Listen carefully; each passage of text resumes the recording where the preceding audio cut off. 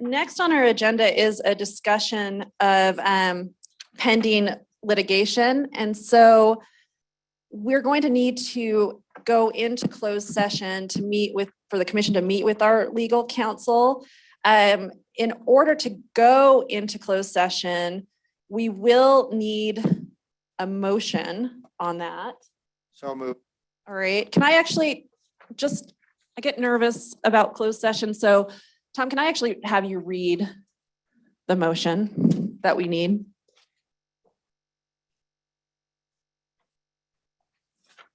Madam Chair, I am going to make a motion to meet with legal counsel concerning the status of pending litigation, thereby move pursuant to Utah Code annotated section 52-4-2051C, that we go into closed session to consult with our legal counsel regarding the status of pending litigation. All right, thank you, Commissioner. Do we need a second on that? All right, we've got a second. I don't believe there's discussion. All in favor? Aye. Tom is going to lead us upstairs.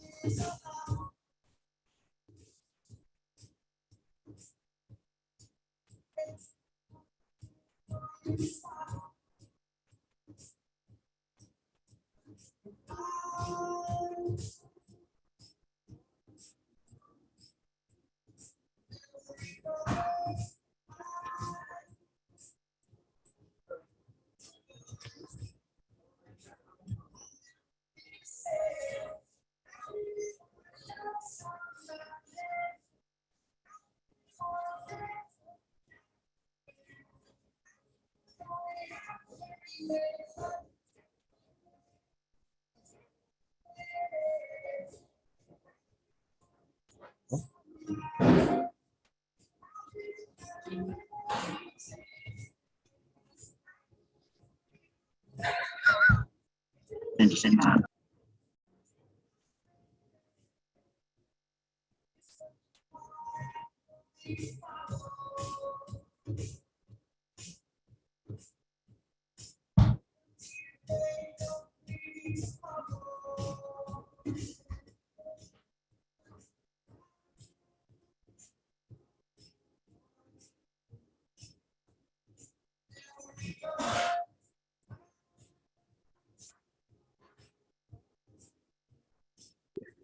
Yeah.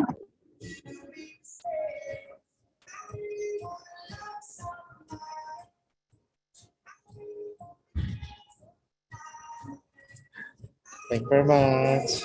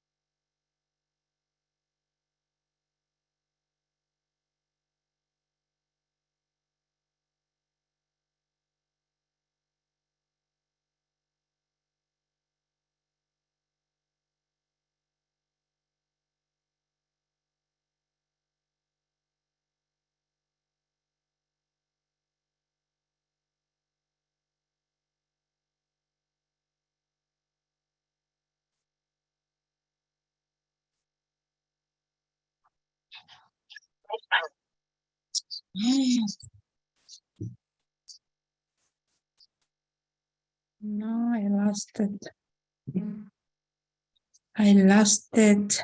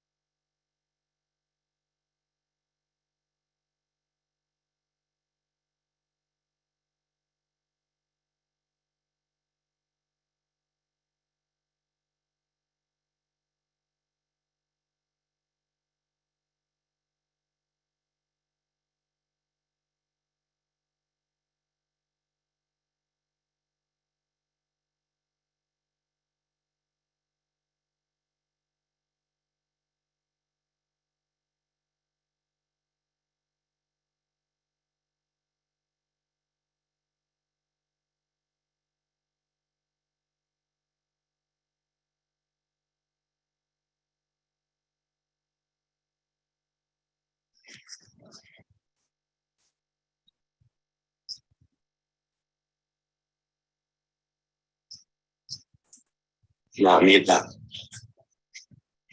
It's muted?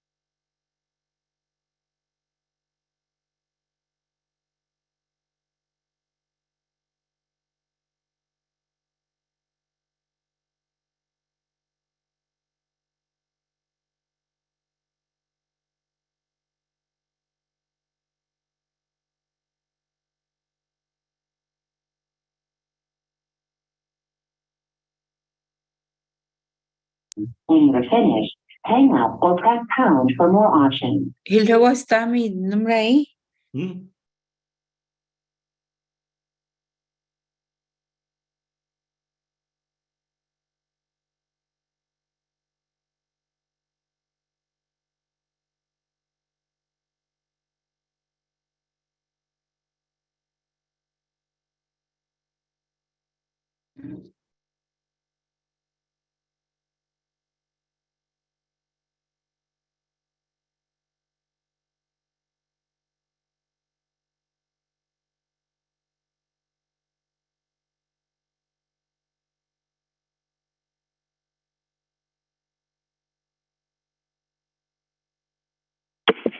Sorry, I couldn't understand what you just said.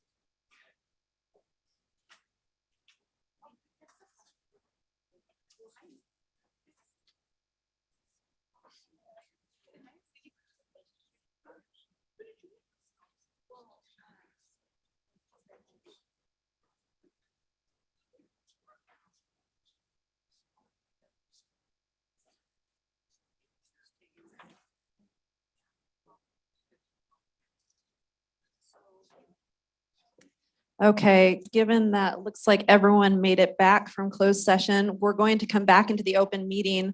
To follow procedures for that, I will need a motion to come back into the public meeting, and I will just note that it is 10:38 a.m. and we're back in the main auditorium of the State Office Building. So move. All right, moved by Commissioner Jacobson. Is there a second? All right, I don't think that needs any discussion, so let's go in and vote. All in favor?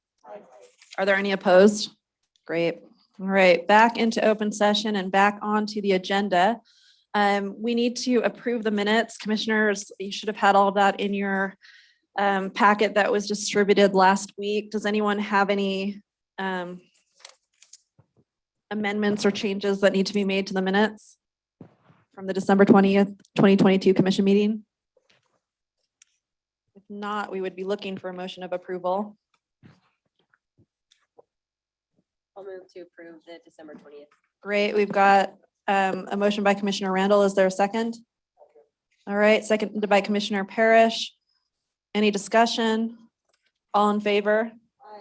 Are there any opposed? Okay, those minutes are approved. So we have a couple of announcements.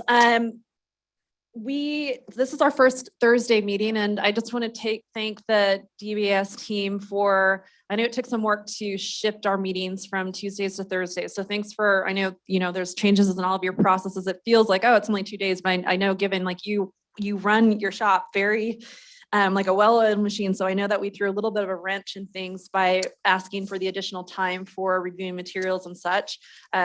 We really appreciate that additional time. So thanks to all that you've done to get us onto this Thursday schedule. This is the first time we're meeting on Thursday. And I, for one, will say I do appreciate that little bit of extra time to dig into the materials before coming to the meeting. Meetings in February and March and very likely for the rest of the year will be on Thursdays. So our next meeting will be Thursday, February 23rd. And then the meeting after that, Thursday, March 30th, assuming that there's no intervening circumstances that need us to change those things. We have some holiday closure. We have a holiday closure coming up. The DABS administrative office, the warehouse and liquor stores will all be closed on Monday, February 20th, in observance of Washington and Lincoln Day.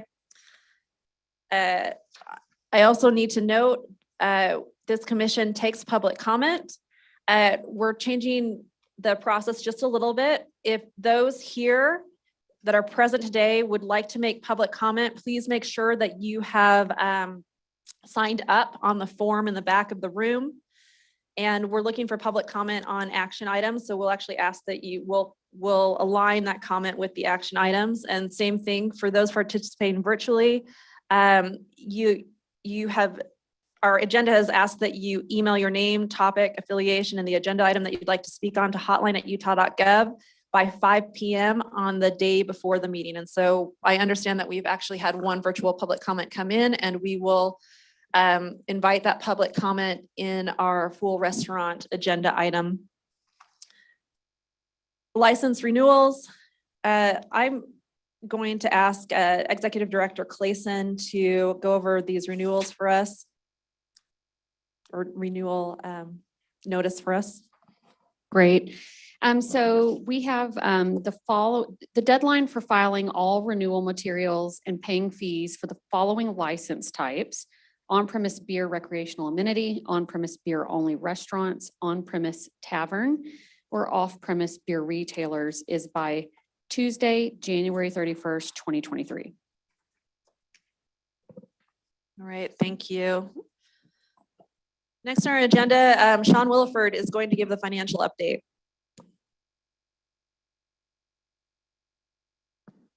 Good morning, Commissioners. For the December 2022 financials, these are preliminary numbers. We have a new ERP system that we are still working with. And so, like I said, the numbers are preliminary, but what we have so far is December's total sales were $57.3 million, which ends up being $7.7 million lower than the year prior. We believe some of that might have been the way that the holidays fell over the weekends. And but overall, year to date, we are neck and neck with December last year with less than a 1% change. So we are actually the same as the year prior at total revenue year to date, $285 million. What that is an increase overall, just because expenditures have been a little lower, of about 18% increase of what will go to the general fund the end of the year in the liquor profit transfer. Do I have any questions? All right, thank you, Sean. Commissioner Parrish, you and Commissioners Randall and Terrazon reviewed this through the Operations Committee. Do you have any additional insight to add to Sean's report?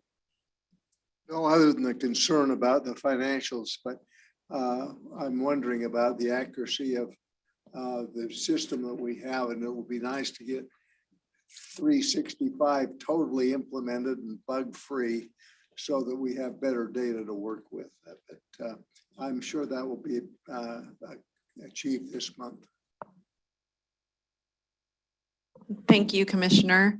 I'll just make a note that when I was forecasting revenue for the state, it always was about December, January, that I would say we'd actually, things kind of evened out enough with some of these weird ad hoc timing things where we had, like the data were giving us a really good indication of where we are and through the end of the year. And so thanks, Sean, for continuing to provide the data to us this year to date. And the numbers look good. So thank you. All right, next up, Parents Empowered update from Doug Murakami. I believe that it is Parents Empowered Month, and so we're excited to hear. Oh, down, yep, you're. I'll get used to it. Thank you, Chair. Good morning, Commissioners. First of all, I'd like to just mention that last week we celebrated January as Parents Empowered Month, and I just wanted to first of all thank our Executive Director, Tiffany Clayson. She really pulled this event together. Not only did she conduct the event so well, she really hit it out of the park, but she brought together quite an array of speakers as well. We had the Lieutenant Governor speaking on behalf of the governor, and she read the declaration for January's Parents Empowered Month. We had the Senate President Stuart Adams there speaking, as well as House Speaker Brad Wilson. We also invited a local community prevention coordinator from Summit County, Pamela Bellow-Strauss. So it was a great speakers and terrific event. The event was well attended. We had terrific representation from substance use and mental health was there. We had health professionals there. We had legislative leads. We had, a lot of people from local communities that we support and partner with. So it was a great event. I would like to also thank Commissioners Toohey and Randall for attending, and mention to Commissioner Parrish, we want to thank him for making the attempt. He indicated, we all know the troubles there are with parking at the Capitol during the session. So thank you all for being there. Also want to thank Kate and Michelle for helping with this event. It was really well put together. I do want to show you one slide if I can get that pulled up. This was taken from one of the slides we presented at the event. And what this is I believe this is kind of the essence of what Parents Empowered is trying to accomplish. What you're looking at are three groupings of colors. The first grouping shows alcohol lifetime use for youth in Utah. The middle grouping there is past 30-day alcohol use, and that's the standard of measurement for people considered regular users of alcohol. And then the last category there is binge drinking. So this is kind of the past, present, and future of where we're at. The blue column there are the number of youth that we would have expected to see using alcohol in 2021 if the rates remain the same as 2005. And then the orange bar is the estimated number of fewer drinkers now in Utah. And so that's 28,500 fewer drinkers based on those 2005 numbers. So we're certainly proud of that. But the number that we focus on are these green columns, because those are the kids that are currently drinking in Utah. So if you look at that, over 15,000 kids in any given month in Utah are consuming alcohol. So again, that's our challenge and that's where we're at. Just want to thank those that attended and supported this. And it's been going well, but still plenty of work to do. And then I just passed along our latest Parents Empowered brochure. It's just kind of a quick summary of some of the things that parents can do to tune up their parenting skills. And then also it indicates what those harms are as a result of drinking underage. So this concludes my report. Thank you so much for all your support, the entire commission, and I appreciate it very much. Thank you. Really, it's great to be celebrating this effort.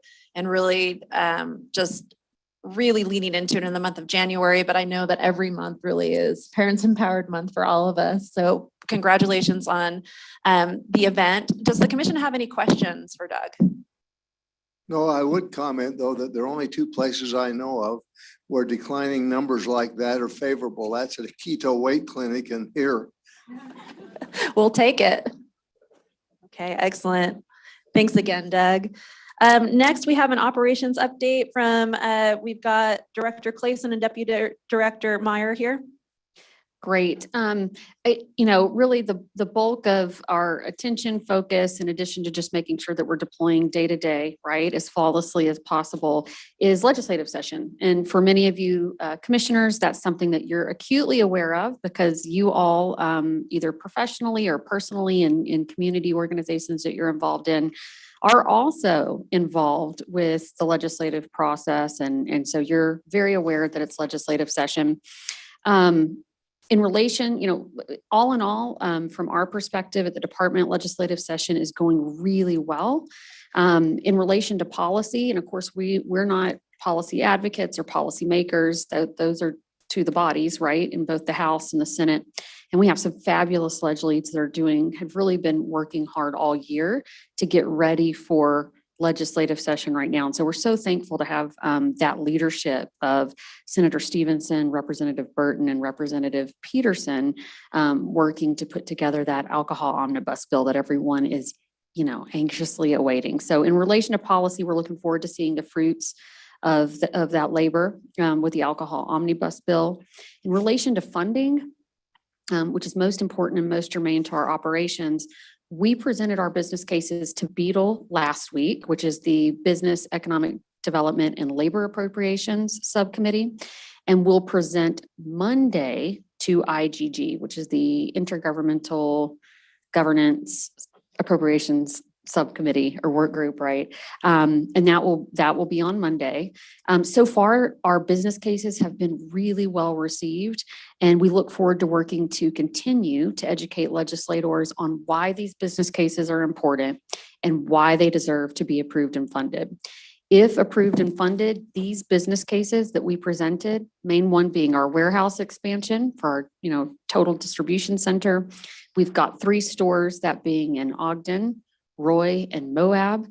We also have minor increases to upgrade our fleet, also our security needs at our stores. And then we have a business case for a director position for our purchasing division or consumer purchasing division, PLM, basically. And so again, very excited at how moving those forward will help us continue to achieve the goals and objectives in our multi-year strategic plan to improve our infrastructure and efficiencies, as well as that elevated customer service that we're aiming for, whether it's a business owner and entrepreneur in the hospitality industry, many of which are in this room this morning, or a general member of the public. So that's our update. We'll continue to keep you updated. Obviously, at next month's meeting, we'll still be in legislative session. And hopefully we'll have a better idea and be able to report to you that next phase of where these business cases are and how they're prioritized. I'd like to use the rest of this time quickly for Angela to introduce 2 new compliance specialists, given that you work so closely with compliance specialists in the job you all do as commissioners. Thank you, Tiffany. Good morning.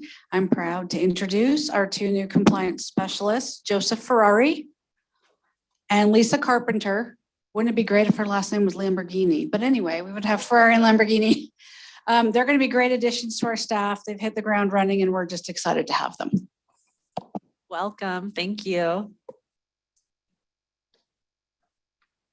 And that concludes our operations update. Great. Thank you. Next, it looks like we need to look at the appointment of the general warehouse manager. Who's going to take this one? I can help you with that. Great, thank you. And will you just remind us the statutory obligation? Sure. Great. Sure. This position as the warehouse general manager needs to be appointed by the commission. And so with that, we'd like to bring forward Adrian Zamora. Adrian Zamora has been working for us in our warehouse as our shipping manager for the past 7 years. and has a vast experience of over 20 years in warehouse operations. He has a great rapport with our current warehouse staff and has been leading and improving our operations during his tenure here at the DABS. Adrian comes to us with a bachelor's degree in business, and we are pleased to present him for your consideration of this position. I'll ask Adrian to please stand if he would. Adrian is also here to answer any questions you might have or help in any way. All right. Does the commission have any questions of Adrian or Deputy Director Meyer? All right. Well, I'd be looking for a motion then. So move. All right. Moved by Commissioner Jacobson. Is there a second? Second. Did I hear a second by Commissioner Terrazon? Any discussion to that motion?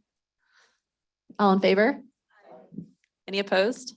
Congratulations. Thank you so much. And we know it's a big job. And so, you'll just be great in it. Thank you. Looking forward to it. Excellent. Very good. Okay. Next, we have an approval of a temporary state store behind us. Director Clayson, do you want to take this one? Yes, thank you, Chair. Commissioners, we've been speaking for quite some time, really over 18 months, about the need for a temporary store, during the time of the upcoming NBA All-Star game this year.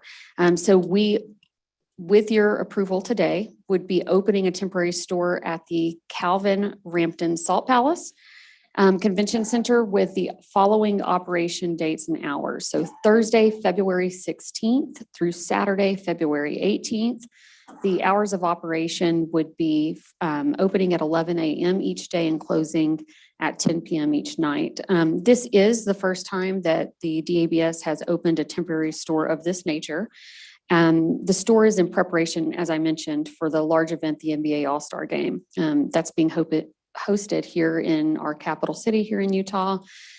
Because of the anticipated influx of both in-state and out-of-state visitors, there are significant concerns, and have been for a couple of years now as folks have been planning and preparing for this event, that there's going to be a lot of both vehicle and pedestrian congestion in that downtown footprint where our current downtown state liquor store is, and located on 200 West and 400 South. That anticipated congestion sort of raises safety concerns for those traveling in the downtown store area and concerns about traffic issues sort of outside the store. So this temporary store really offers a great alternative location for visitors to safely purchase items from this temporary state liquor store that's walking distance to many of the activities taking place, right? And in addition to where they'll likely be staying, be that their Airbnb or hotel. This store, in addition to featuring national products, right, that people will likely be looking for, it's a really great opportunity for us to support our local business owners and entrepreneurs in the craft space, right, that are making these local products, to support them and make sure that their products are showcased in this new store. So I'm very excited to that this store will showcase local brewers, local distillers, local cider and winemakers.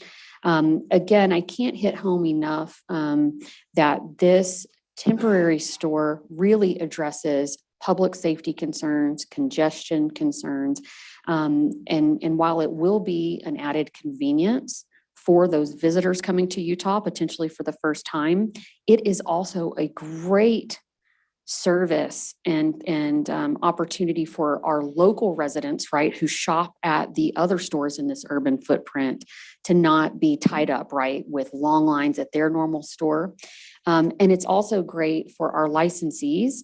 Again, Utah businesses in the restaurant, hotel, and bar business, so that as they're trying to purchase products, right, for their operations to serve those, right, that are in town for this event, they can shop at their typical store, especially those that are in that urban footprint, hopefully a little easier without having to be tied up, right, with that visitor traffic. So we're very excited to do this. I need to underscore, you obviously have the materials that shows how this temporary store has followed state policy. So there are, the statute is very clear that when we cite a store, whether it's a temporary store or a permanent store, it has to follow very specific steps. We have done that in this case. And really this store would not be possible because, normally our permanent stores are millions of dollars, right, to stand up. We have some of the most incredible public-private partners who have helped work with us to make this thing happen. We've partnered with our local authorities, both in county and city government. Salt Lake City, Salt Lake County, Visit Salt Lake, Salt Palace Management Company, SMG. You all have seen those documents to secure this. And we're very excited about that. What we need to ask of you now, after having reviewed these materials, listen to me opine a little bit about, again, the need for this to validate why this store is important and kind of reviewing that this has followed a formal process that we would follow for any other store. We're asking for the commission to vote and hopefully receiving a majority support in that vote to approve the temporary store at this meeting today. All right, well, thank you for that briefing now, and also thank you for the very thorough briefing you provided ahead of time in our packet of information. I feel really good about the steps that you've followed and really the attention to detail as you've been setting this thing up. A question just came up really just that I wanted to validate. Given the location of this pop-up store, will the general public have access to it? Yes. Okay.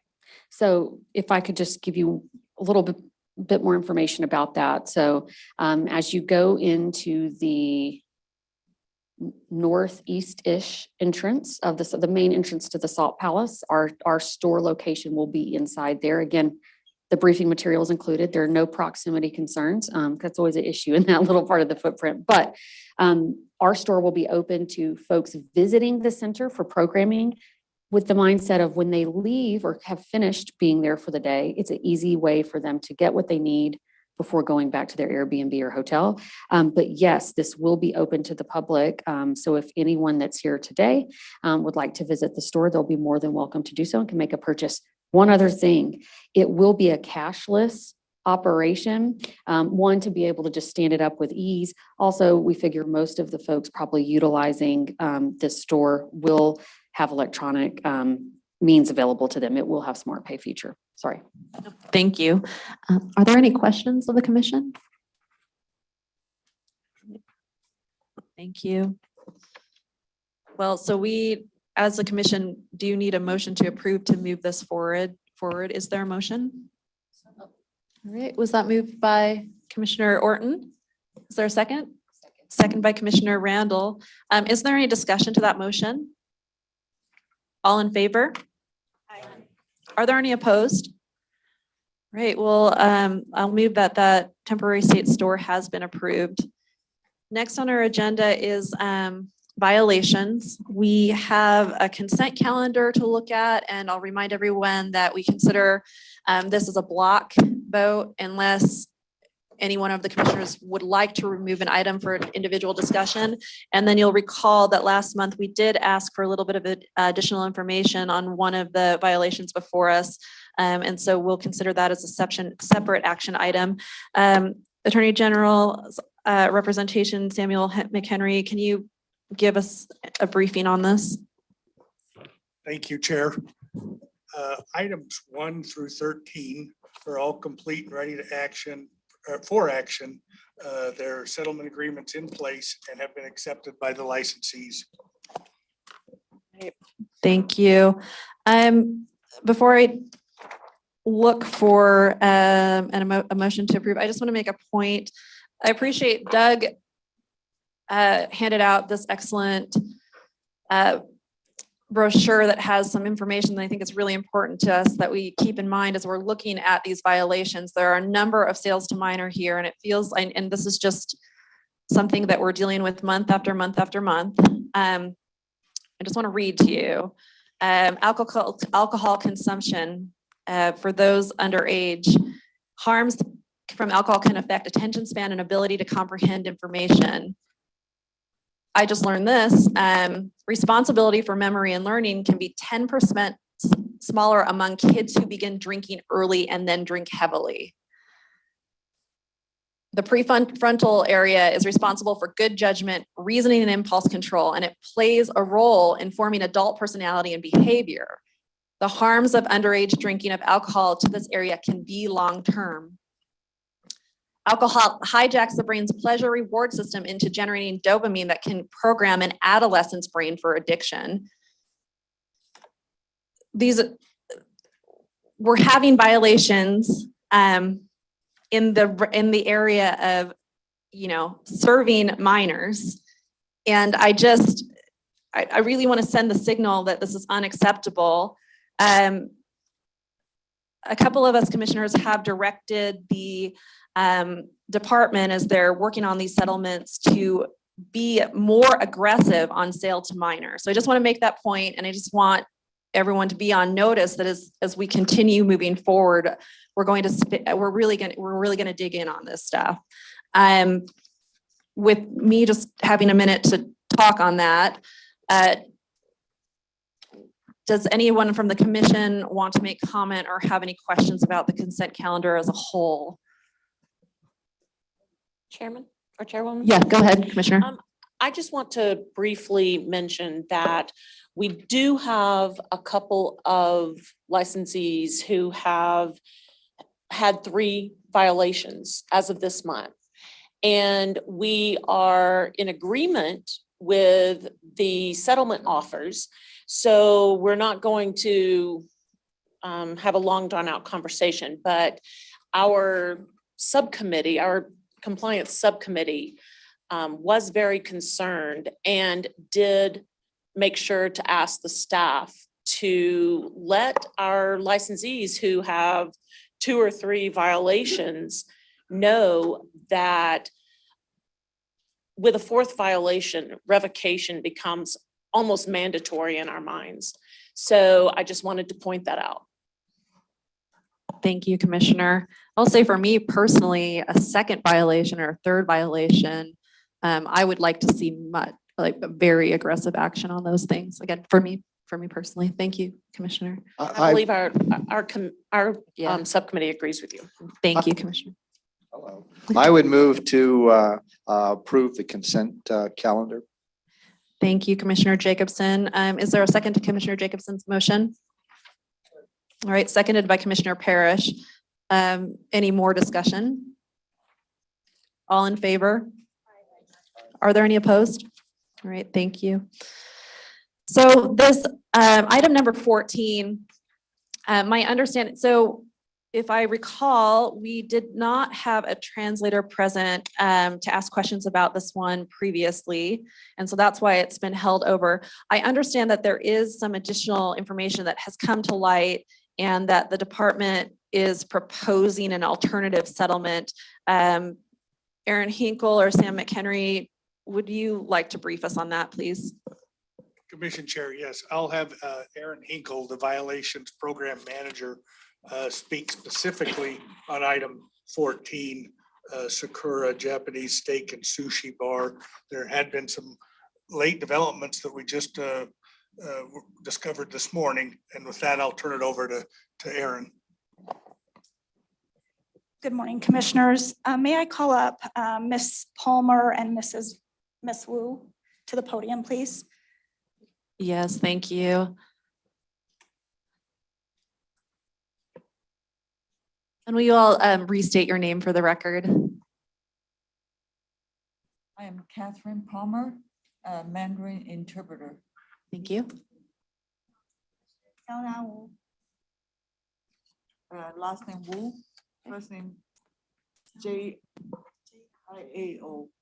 Is Ms. Wu owner? Okay, great. Thank you. Thank you. Okay, so the department received new information this morning regarding the aggravating factor for the settlement that we currently have in place.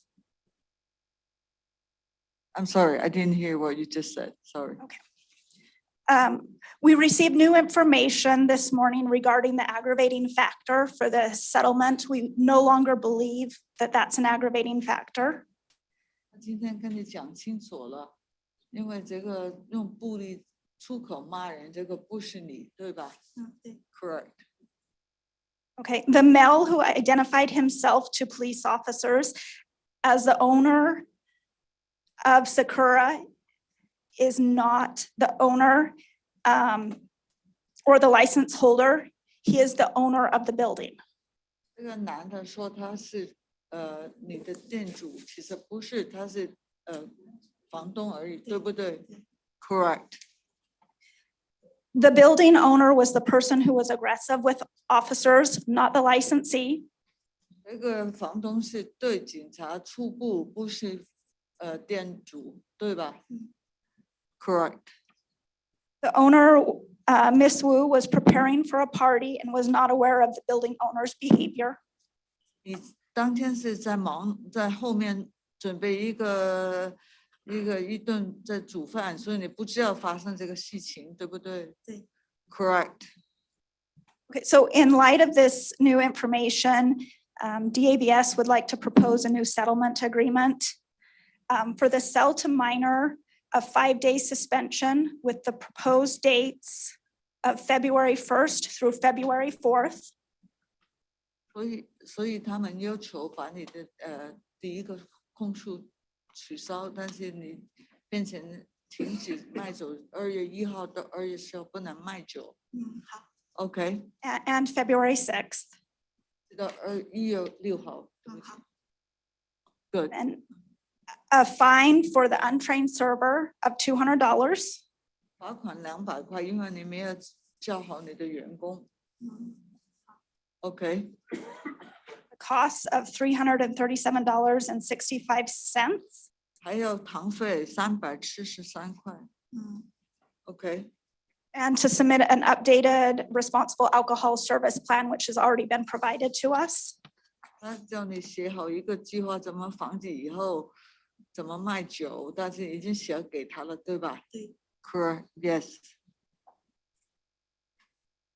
So if Miss Wu, do you agree with the new terms for the record? 你同意他们 New 技术 proposed 上的 terms? 要求吗？I consent. Okay, so I would respectfully request a vote from the commissioners. I would go ahead and move to accept the terms of the revised settlement agreement.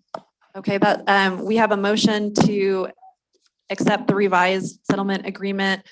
I'd be looking for a second. I will say I want to have some discussion around this, but I would be looking for a second so that we can have discussion. All right, moved by Commissioner Jacobson, seconded by Commissioner Tui.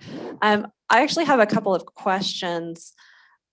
Now, Ms. Wu, were you made aware of these, were you made aware of these the alternative settlement proposal before this meeting or just now? 你提早已经知道他们建议这个给你的同意，刚刚讲这个罚款啊方面。知道。Yes, I aware of it. Okay. 你来之前就已经知道了。知道。Yes, I aware of it. 有给他们打过电话。They someone call. Great. Okay. Thank you for that clarification. And then, Aaron, question around this revised proposal. Again, I would really like to be as aggressive as we reasonably and fairly can on these underage sales, acknowledging, we're going to work on that. And this one is outstanding. Is what you're proposing consistent with similar violations? That's correct. Great. Thank you. Thank you very much, Aaron. Are there any other questions or just comments, discussion? Go ahead, Commissioner Tui. This is not for you specifically. 现在他问所有的专员有没有别的意见？他说现在他有，但是他不针对你的所有人。But just a general comment. I want to make sure that our licensees who happen to find themselves in a position where they've had a violation and need translation services are made aware of the ability to have translation services as soon as possible. And so I hope that our staff will take that on as an action item so that we can address this as soon as possible, because I don't like the fact that we had to push this off for a month, which puts, the licensee in this situation where we're kind of scrambling to figure it out right before a meeting. So I just hope that we can work to address issues where we need a translator much sooner. And that's a general comment. Thank you. Right. Director Clayson. Yes, Commissioner Tui, I completely agree with you. We have been working within an EDIA work group to address a multitude of language services issues that we have in the agency, many of which are in our licensee operations, right? And so as a part of the action plan that we are developing, I agree with you. And I guess I just want to say that I commit to you. I know our team wants to commit to you. We will commit to our licensees and to you all as a commission that we will continue to identify where we need to make these improvements. From the very first time, in addition to making sure that our applications are available in a way that is multilingual, right? But from there, making sure that we have some sort of notation where language services translation might be needed from the very first step, not only pre-licensing, licensing, post-licensing would be helpful. I do agree with you that we could have saved some time here. Thank you. Thank you. And Ms. Wu, thank you for being here. We appreciate you being here. Thank you. We know it's a trip. With that, I'm actually not going to address any more questions. Let's go ahead and open this up for voting. All in favor of approving the settlement agreement as proposed by Aaron Hinkle, say aye. Are there any opposed? All right, we'll rule that settlement agreement has passed. And Ms. Wu, if you have any questions, please work with the staff. Thank you. All right. Let's talk about something more positive. And I appreciate that we have this information presented to us monthly now, and really want to work with the department to continue tracking data. It feels like we have increasing violations. I'm not sure if that's the case or not. It feels that way, and so we'll work with you to understand those data. But on the other hand, it's actually we see our licensees acting to uphold public safety in a great quantity. So thank you for presenting this information to us as well. Director Clayson, will you give us the recognition on those licensees that actually passed inspection? Yes, excited, as we have been the last couple of months, to just check in and make you aware. Of course, it's located in your packet of all of our licensees that passed the SBI safety inspections. As usual, we have a lot of different license types, and we have licensees that represent a really diverse set of geography, right? Not just in Salt Lake City, but really all over Utah, on the Wasatch Front and off. So we appreciate the licensees on this list, the businesses on this list that are working hard to ensure that their operations are safe. And that they're following all the rules and regulations that we have. So we commend these businesses and thank them for their support in our prevention and safety work. Thank you. Does the commission have any questions or comments on this? Okay. Thank you. Let's go ahead and look at extended closure requests. It looks like we've got 7 of those on our list, and Rob Hansen is going to be presenting them to us. Good morning, commissioners. We have 6 on the list. They're all central southern Utah. They're all restaurants. They're all currently under 90-day closures, which were approved by staff. To go past 90 days, it has to be approved by the commission. So we have the Cowboy Ranch House in Bryce, Outlaws Roost in Hanksville, Under Canvas Big Water, Under Canvas Virgin, and Chuck Wagon Cookouts in Kanab that are requesting to the March commission meeting. Then we have Hunt and Gather in Torrey, which is requesting to the April commission meeting. They all are complete and meet statutory requirements. Thank you. Can you tell us the nature of the of why they're closed? Yeah, they're pretty much all the same reason. It's slow tourist season, staffing, and supply issues. Are there any questions of Rob? Thank you. All right, seeing none, I think that we can take these all in one motion.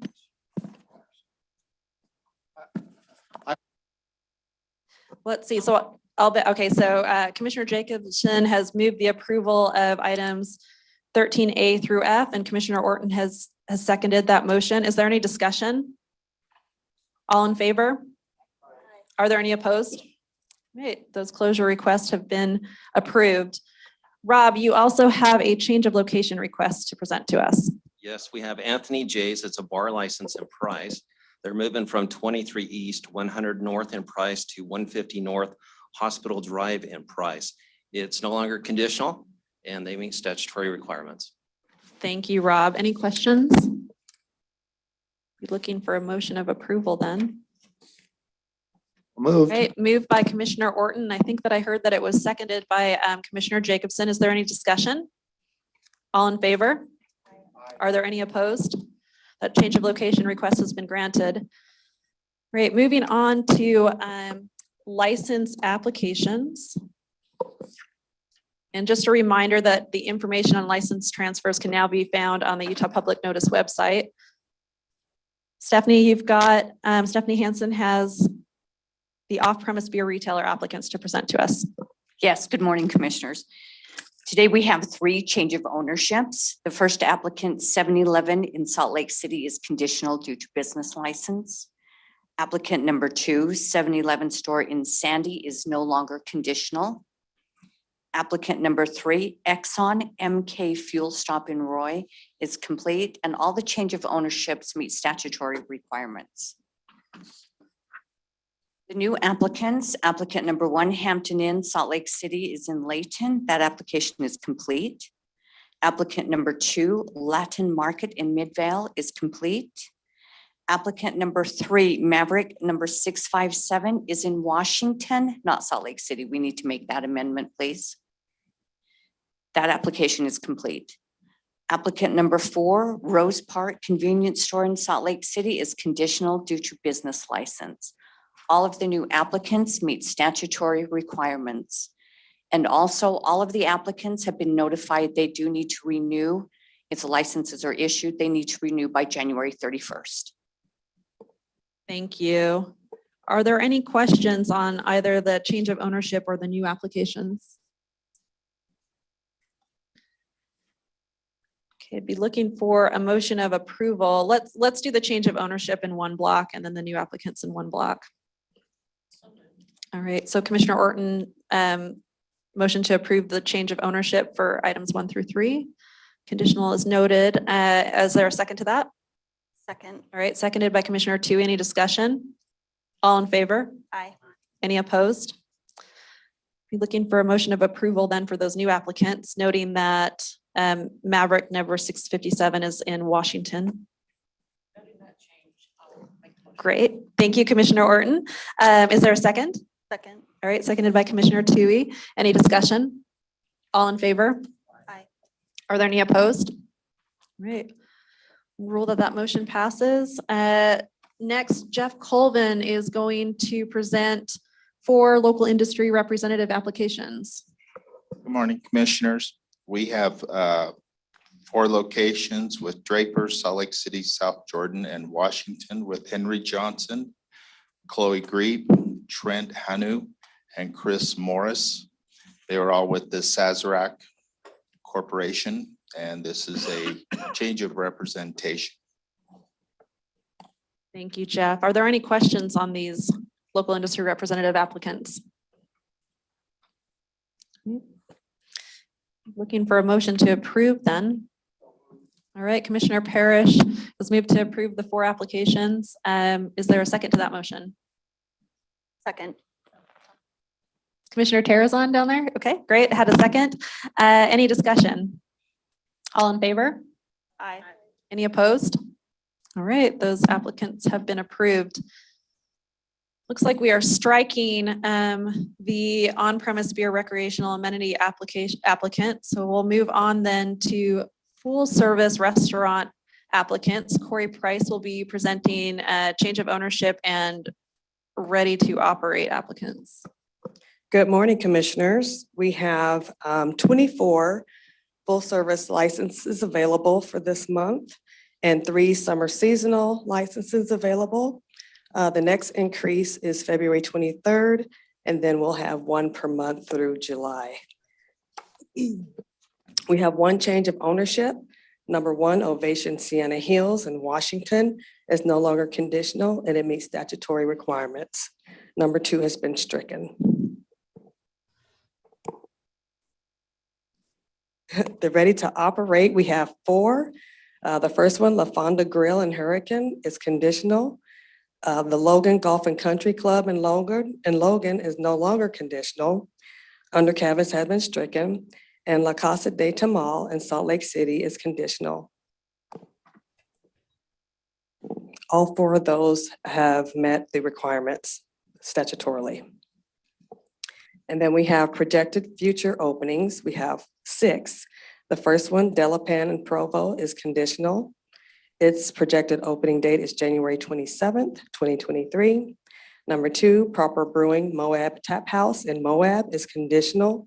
Its projected opening date is January 31st. Wildfin American Grill in South Jordan is conditional. Its projected opening is February 14th. Stack 571 Burger and Whiskey Bar in South Jordan is conditional. Its projected opening is March 15th. Biscuit and Hogs in Ogden is conditional. Its projected opening is March 10th.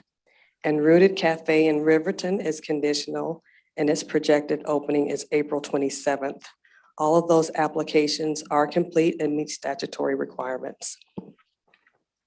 Thank you very much, Corey. Before I go to Commissioner Orton to provide any insight that came out of the close examination of these in the compliance subcommittee, I will note that we have public comment on this item, a request for public comment on this item registered virtually from a Mr. Tyler Riggs in Providence. Is Mr. Riggs online? Yes, I am. And to be All right, clear, Mr. Riggs, it was more for Logan. I'll ask that you state your name again for the record and your affiliation, and then also please keep your comment to less than 3 minutes.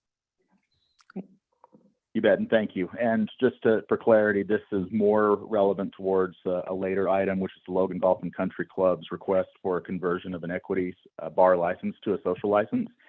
But I'll go ahead and make the comment now because Logan Golf and Country Club is on multiple license requests for today's agenda.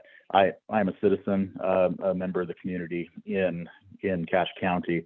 I'm requesting that when you do have consideration of the bar licenses later, that you deny the request for a bar license to the Logan Golf and Country Club, seeing as it's probably a more unique circumstance than you regularly see, converting from a equity bar license, which has special terms and special functions, into a full bar license, of which we all know there is a huge waiting list, and there's a number of businesses who have been waiting for that type of license. This establishment will cater to an extremely exclusive portion of the community and will not well serve Cache County and the citizens who seek to partake of these particular products, because it will be exclusive to a very unique set of private membership, which is, again, counter to what I believe these licenses, the full bar licenses, should be. They should be something that the community can have access to. And I understand that, country clubs having the equity license is kind of a different bear, but that's not what this establishment will be anymore. I also, if the license is granted, I would encourage that enforcement of policies, including drug use of employees and the use of alcohol on the premises be enforced going forward, because it has been the habit of patrons of this organization to purchase alcohol from inside the establishment and take it out onto the golf course, which includes public paths, public trails, and is extremely proximate to an elementary school. And there's frequent and conspicuous alcohol consumption in plain view of the public, including behavior that's influenced by alcohol that could be seen as offensive and dangerous to youth. So I ask that a special consideration of potentially denying that request be made, and I'll end my comment. Thank you for hearing me. Great. Madam Chair, can we bifurcate this issue? Yes.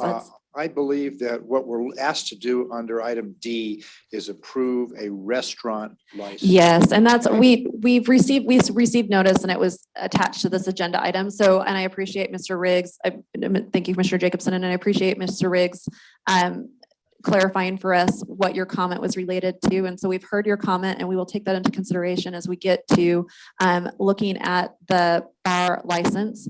And we do appreciate you taking the time to provide that information. And I'll actually have some questions for the department when we get to that item. So thank you, Mr. Riggs. Could we ask Mr. Riggs to remain with us for when that discussion takes place? I mean, I kind of got the 40,000 foot view of where he's coming from. But maybe we may need him to clarify some of these things when we talk about the other license. I appreciate that. Yes, we can ask Mr. Riggs. Thank you, Commissioner Jacobson. Mr. Riggs, if you're available to stay, we will appreciate that. I will point out that we've taken this as public comment, which, you know, we can take into account the public comment that Mr. Riggs has put on the record, and it is at the prerogative of the commission if they'd like to ask him additional questions. But I would say we should treat this like most public comment. That being said, Mr. Riggs, if you can stick around, it sounds like at least one of our commissioners would appreciate that. I will. Thank you. All right, thank you. Madam Chairwoman? Yes, go ahead. Thank you, I Commissioner wanted to Orton. ask you, given that I think we want to just have some brief discussion about projected future openings, could we divide the question and vote on license change of ownership and ready to operate right now, and then have the discussion? I think that's a great way to handle this. Yeah, thank you. So I would move that we vote on, or that we accept the license change of ownerships 1 and 2 and ready to operate 1, 2, 3, 4 with the conditional duly noted, but says those are already currently open. Can I make a substitute? I think what we need to do is approve item 1, which is no longer conditional. Right. And under strike ready to number 3. operate, items 1 and 2, which is no longer conditional, and 4.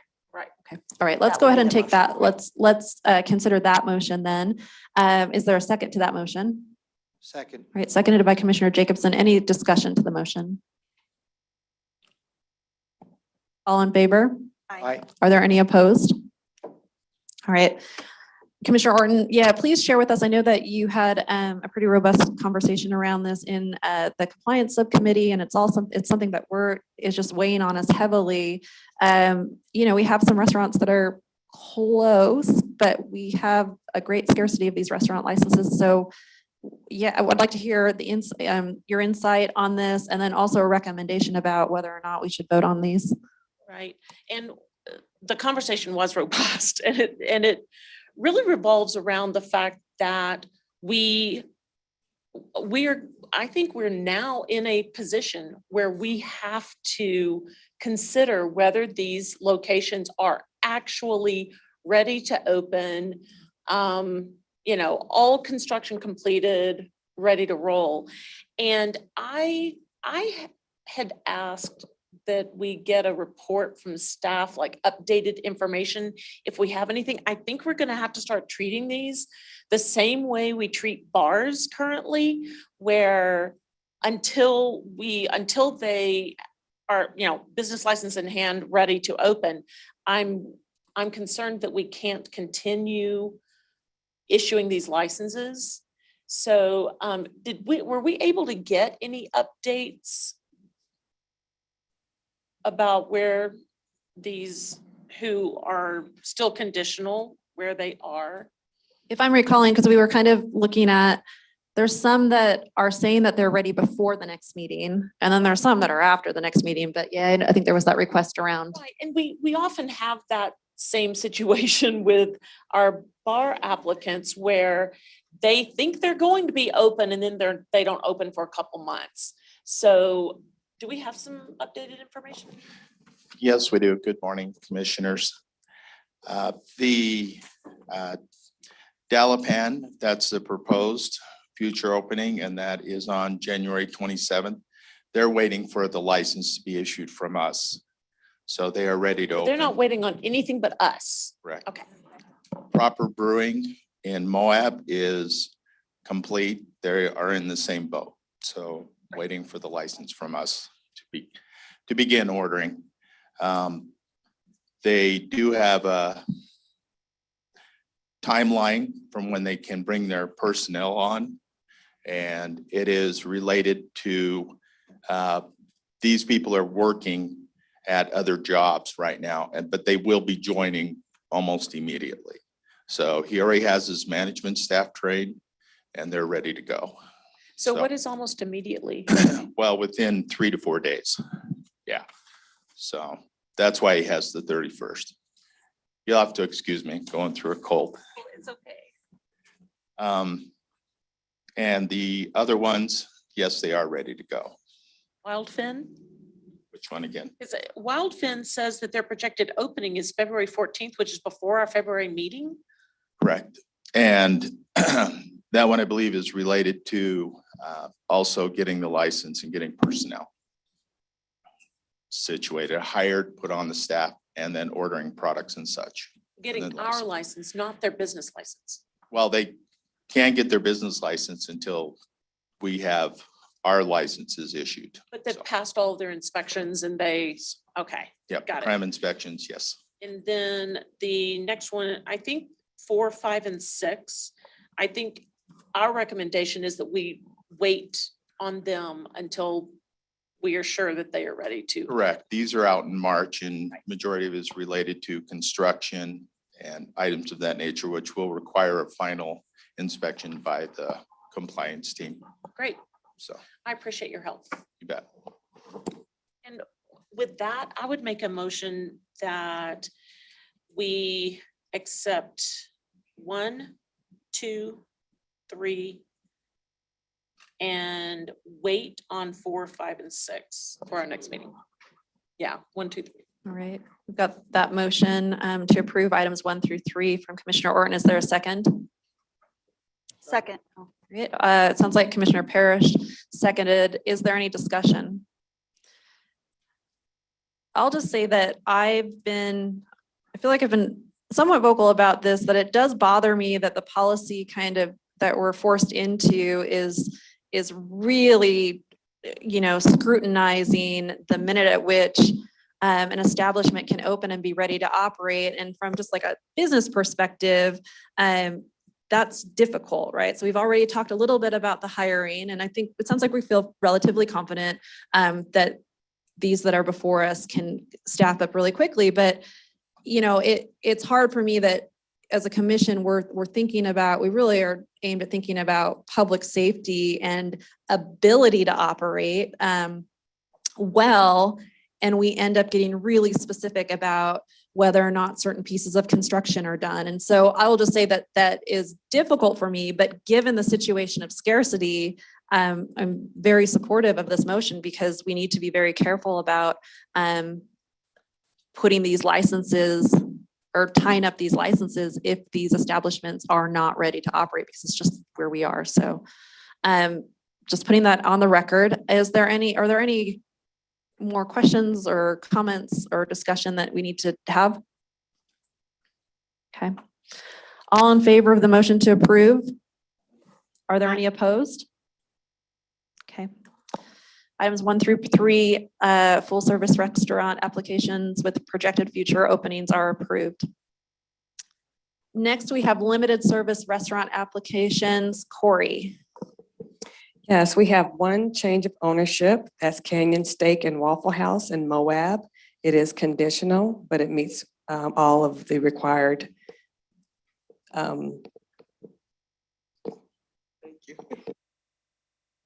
All statutory requirements, sorry. New applicants 1 through 4. First one is Mountain Mike's Pizza and Hurricane is conditional. Number 2, Silver Lake Ramen in Riverton is conditional. Number 3, Nona Ina in St. George is conditional. And number 4, One Noodle Bar in West Jordan is no longer conditional. All 4 of those meet statutory requirements as well. Thank you. Are there any questions on these applications? I would move to approve items 1 through 4 with 1, 2, and 3 being conditional.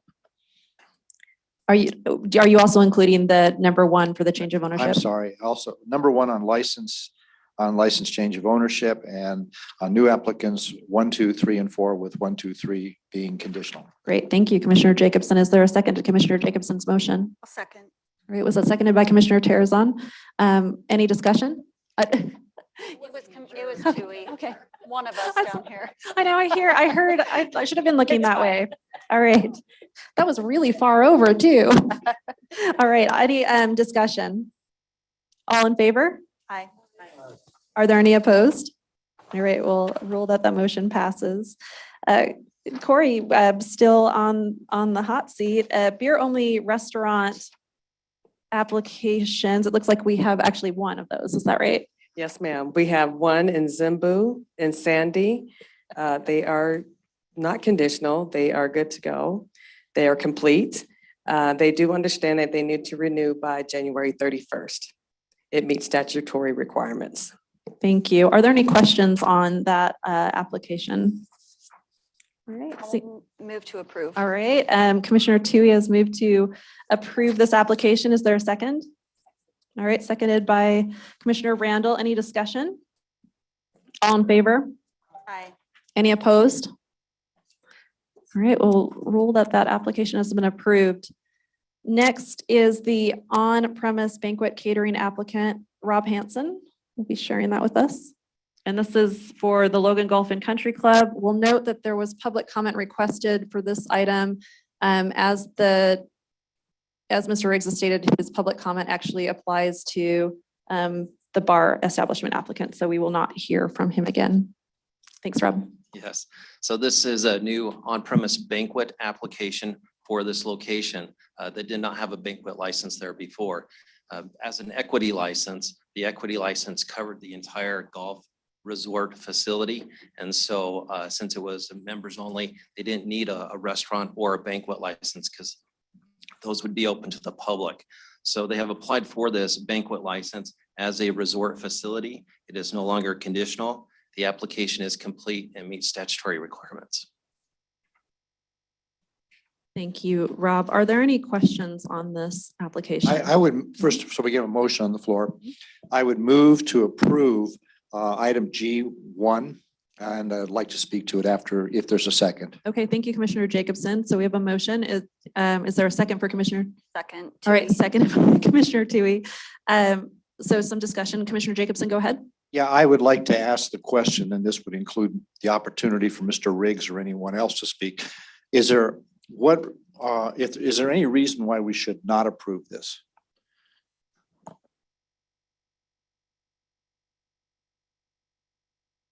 This is Tyler Riggs is a member of the public. There's no concern with having a banquet license, and for events that would be contained within the facility, like the brick and mortar facility. Am I correct in understanding that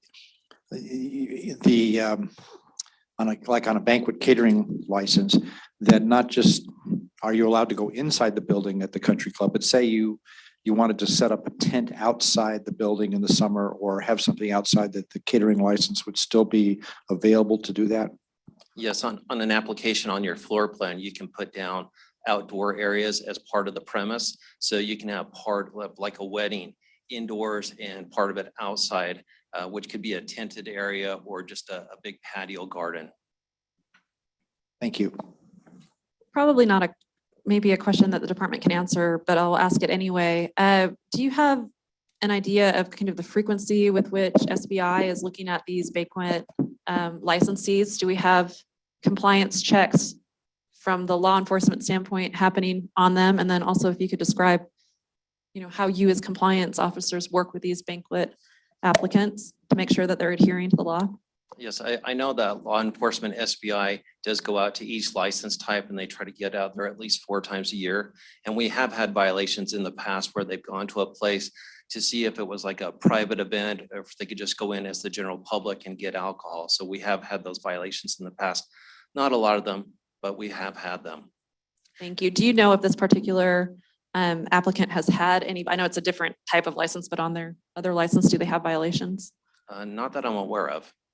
Thank you. Commissioner, in addition, banquet licensees are, have to report to us ahead of time their scheduled banquets, as opposed to, previously it was filing a quarterly report, which was not so helpful because by the time we got the report, 2/3 of the events had already occurred. So, and that is shared with law enforcement as well.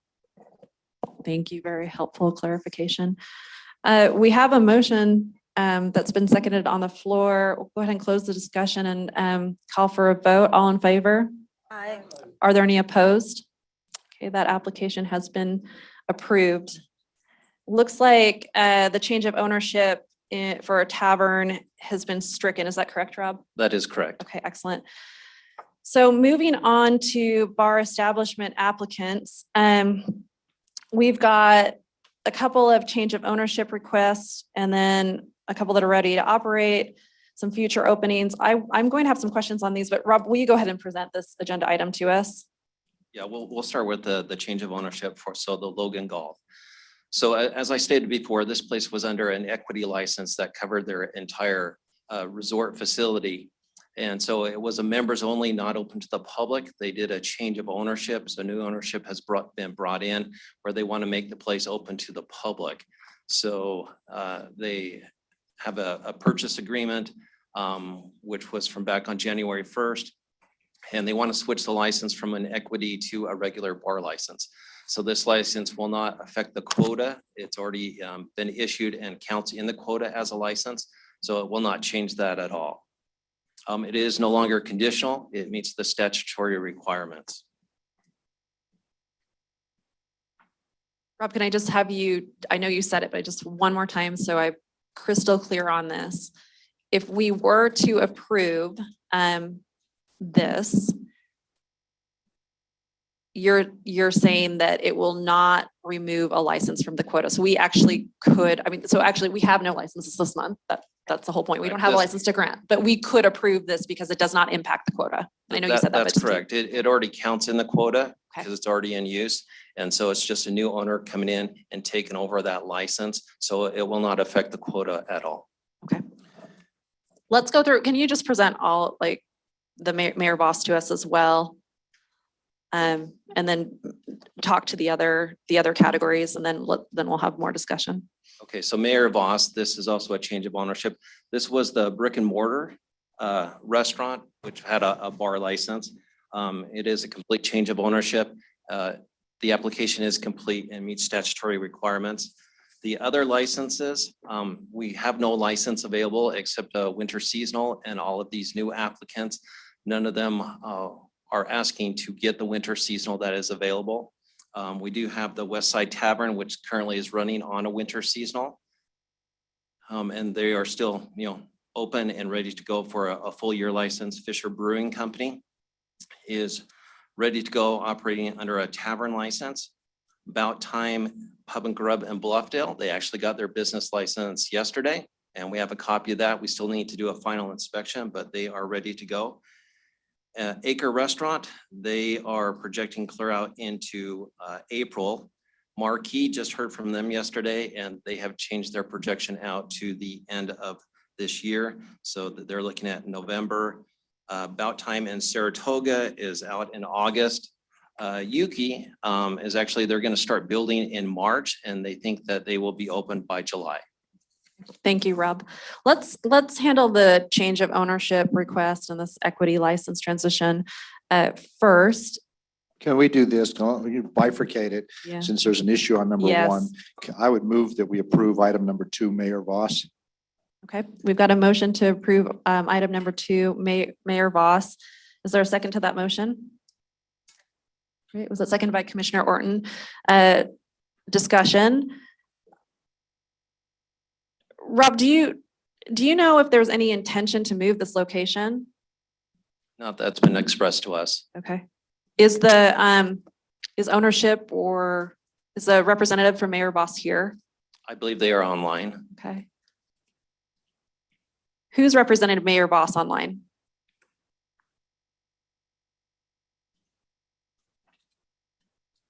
I would just like to hear from them there that they don't have plans to.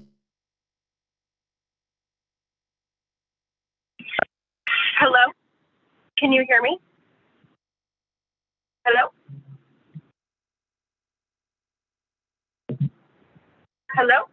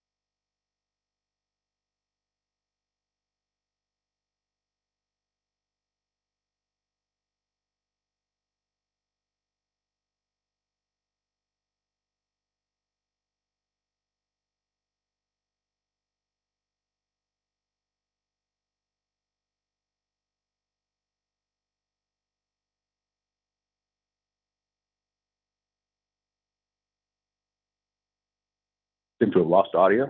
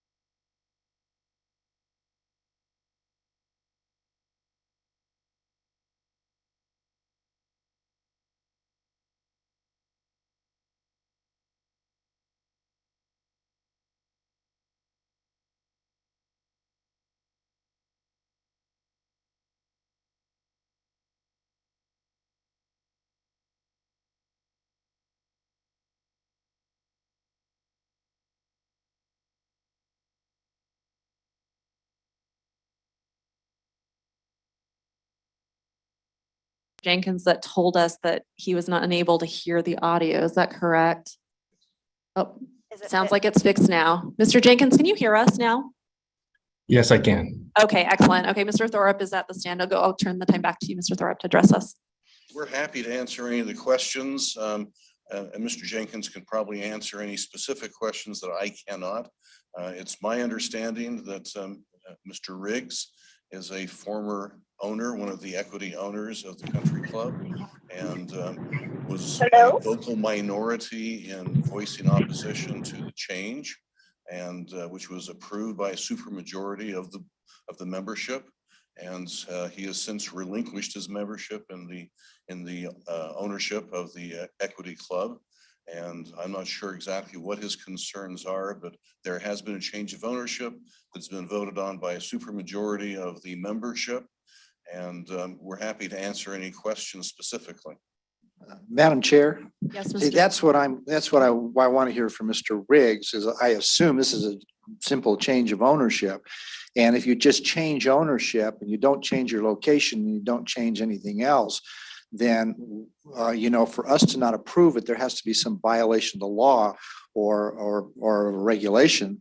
And so to that extent, that's why I would like to hear from Mr. Riggs so that Mr. Jenkins and others can tell us that that there hasn't been a change, or yes, there has been a change, but I think we need to know what the allegation is first before we can go any further.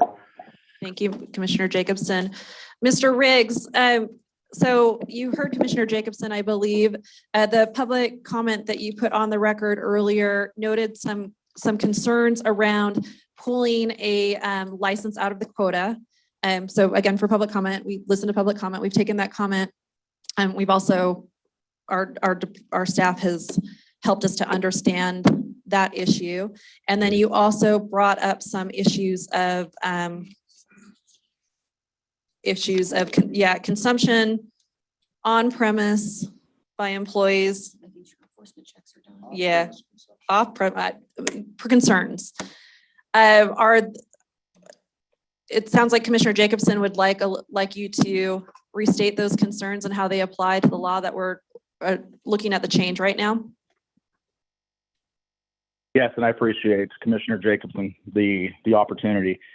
Three primary concerns. One, it is not your traditional change of ownership. It's going from a nonprofit 501c7 organization that operated under an equity license to a for-profit. And I think there was a comment earlier made that it would be open to the public. That would be news to the public. And less open to the public includes charging several $100s a month in dues for members to have the right to go to the establishment. So that's concern number one, is that it's not just a traditional ownership change of a establishment with a full bar license. It's going from a nonprofit to a for-profit business. Concern number two would be the consumption on premise and consumption throughout the entire property.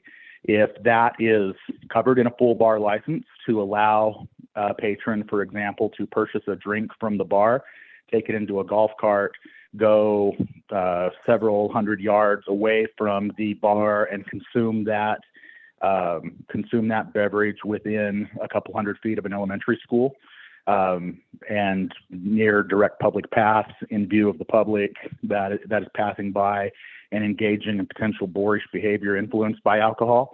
If that's covered in a full bar license, then I strike that comment from the record. But that is the behavior that you typically see, historically.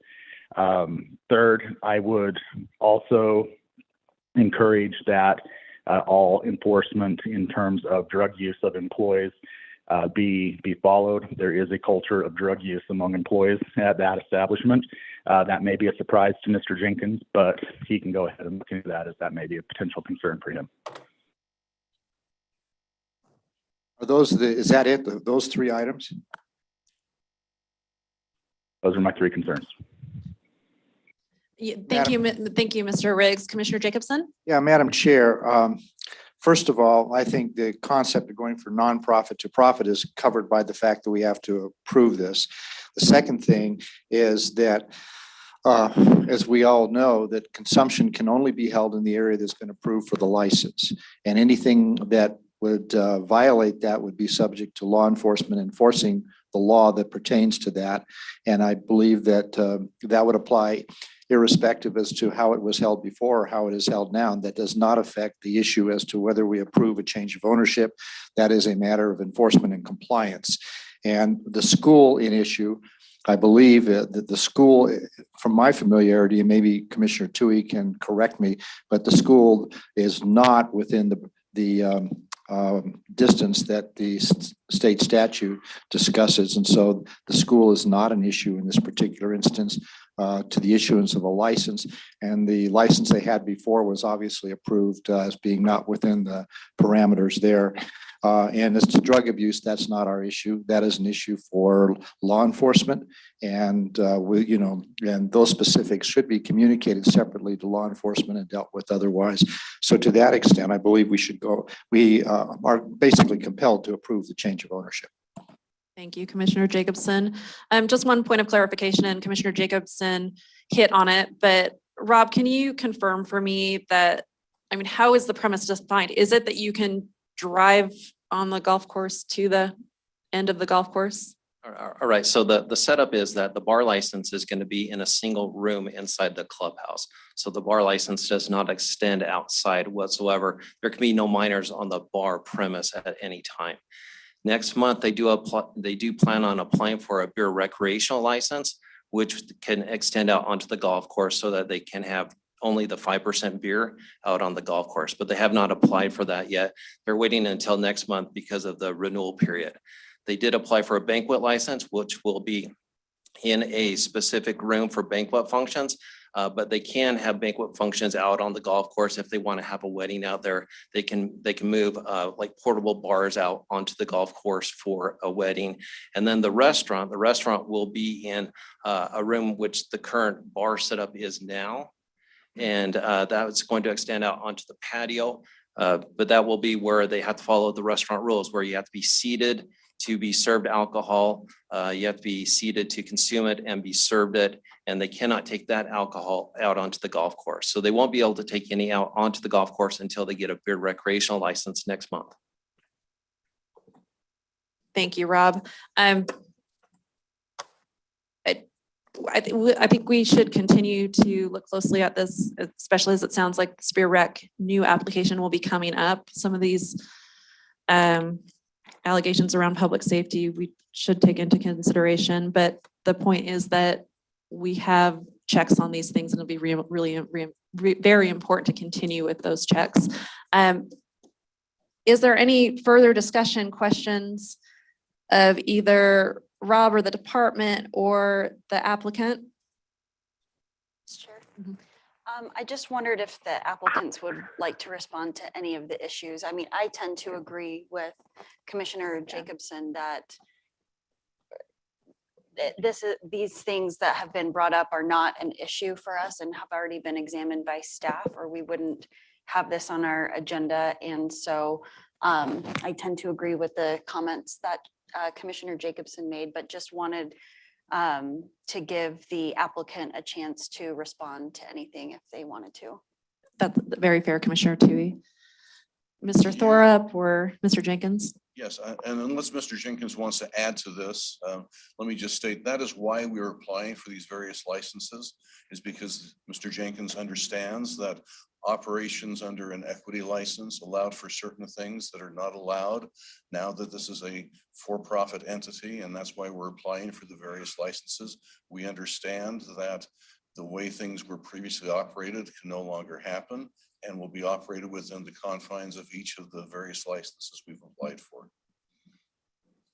Thank you. Let's go ahead and let's vote on this motion. All in favor? Aye. Are there any opposed? Rule that motion passes. Thank you. Thank you. Commissioner Orton, and again, I mean, all commissioners have reviewed these applications. I know the Compliance Committee continues to take a very close look at them.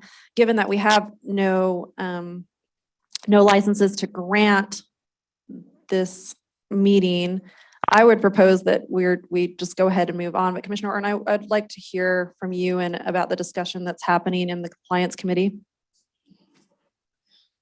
Well, it just continues month after month because most of the people who are on our list and are ready to receive and put to use a license are still on the list. So since we didn't, just repeating what you said, since we didn't have a license this month, we didn't have any changes in our perspectives or anything. I just think we will have a very robust conversation next month. Great. Thank you, Commissioner. Rob, can you remind us when that winter seasonal bar license expires for West Side Tavern? It would expire the end of April. So that means they'll need to apply for a summer seasonal tavern license if they don't get a full year license to replace it. Great. Okay. Thank you. Hi, right, well, this is I don't know if you can hear me. This is the representative for Mayor Boss. I was trying to unmute myself before when you were asking for questions and. Oh, you know what? I appreciate that. Let's go ahead really silent. quickly. Thank you. Can you state your name for the record? Yeah, it's Rachel Vite. Okay, thank you. And how? I apologize. I was trying to do it, but having technical That's okay. difficulties with it. What do you do with Mayor Boss? So I'm just the corporate representative for the DABS license changes All and right, things like that. thank you. My question was, and I'll go ahead and ask it just because I would like it for the record. Are there plans to change the location of the establishment once you have the No. license? Okay. Right, thank you No. for validating that for us. Great, thank you. Let's go ahead. So given that we have no license to grant, we're going to move on to public comment. We have a couple of folks that have asked to speak. So I will invite you up, Jeff Manning of Hiram. And then again, when you get to the podium, can you please restate your name and your affiliation? And then we'll have to limit public comment to 3 minutes, just given the time. Okay, thank you, Mr. Manning. Tim Ryan.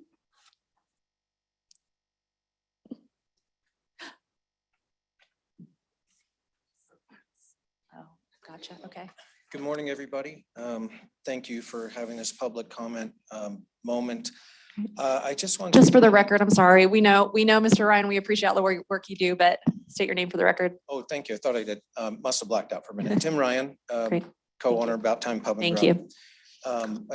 I got a new shirt. It's a little We saw. anticlimactic today because our legislature has not yet taken action on the lack of bar licenses in our communities. So I just want to implore the commissioners. I know the staff, the commission collectively as representatives of your departments and organization. I know you're talking to legislatures, but individually, all of us need to as well and fix the bar license problem and soon to be the restaurant license problem.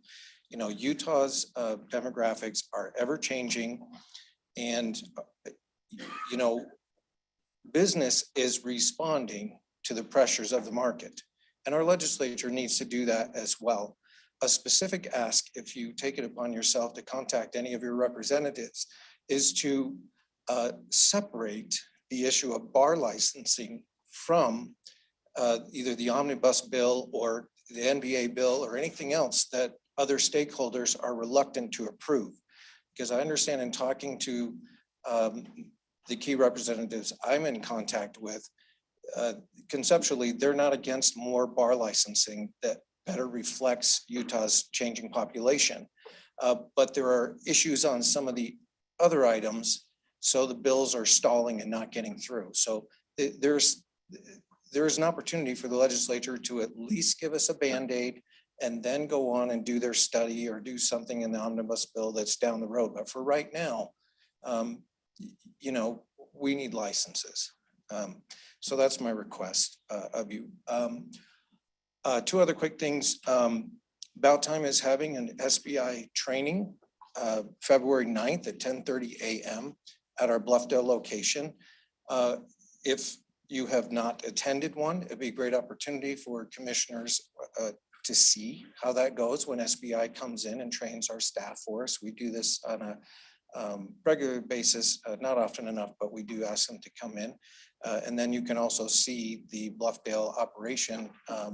Well, it's not operating, but it's there for you to look at and you'll know it's done. But you're right, as Rob said, we have our licensing in place ready to open. And I think it'll also be a good time for you to see functionality of scanners and how we use them in our businesses. I keep hearing from the commission, they're tired of the sale to minor violations. It's the scanner. Because when you have such a high level of scrutiny by law enforcement, as Utah does through the CUB program, it's a great program, no problem. But if you go back and look at the violations list, it's probably 80% restaurants or entities not required to scan. And that's where the miss happens, because these hapless servers in the restaurants are not selling to children. They're selling to minors because they're missing the math, you know, right? They're looking at 20-year-olds and they're going, you know, 92, 93, you know what I'm saying? I think 90% of it, they're just missing it. So I think if they had more use, and it's an expense, but if they had more use of that, you would see those violations go way down. But that's why the conversation, in my opinion, is happening over and over again.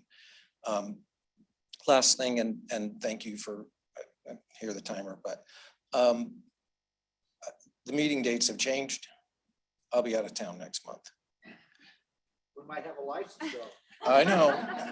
And trust me, I'll be figuring out internet first thing from my location. And I now have to buy Dan, the largest t-shirt probably ever sold by those printers, but we'll be here to represent and again, ready to open. Thank you for your comment. Thank you. Next, we have one more person who signed up for public comment, Karen Kendrick of Salt Lake City.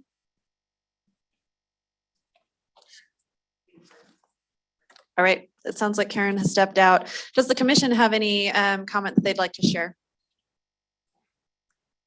All right. Well, be looking for a final action then and a final motion. Okay, Commissioner Orton's moved that we adjourn. Commissioner Jacob has seconded. We don't need discussion. All in favor? All right.